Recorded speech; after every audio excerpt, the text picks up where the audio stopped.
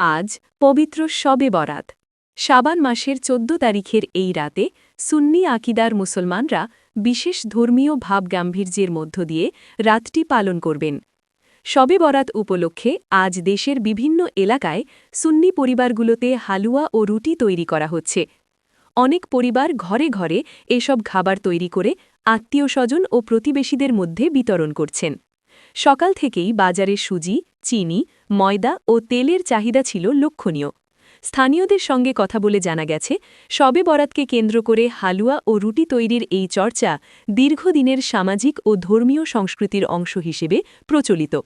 এদিকে শবে বরাতের রাতে ইবাদতের প্রস্তুতি হিসেবে বিভিন্ন এলাকার মসজিদগুলোতে বিশেষ আলোকসজ্জা করা হয়েছে। মসজিদ প্রাঙ্গণ ও মিনারে রঙিন লাইট ও আলোর সাজ দেখা গেছে। মুসল্লিরা জানাচ্ছেন, এতে রাতের ইবাদাতের পরিবেশ আরও মনোরম হয়ে উঠেছে।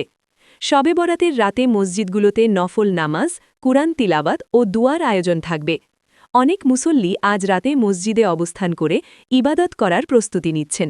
সব মিলিয়ে পবিত্র শবে বরাত উপলক্ষে সুন্নি আকিদার মুসলমানদের মধ্যে ইবাদতের পাশাপাশি হালুয়া রুটির সামাজিক আয়োজন ও মসজিদ কেন্দ্রিক ধর্মীয় প্রস্তুতি লক্ষ্য করা যাচ্ছে।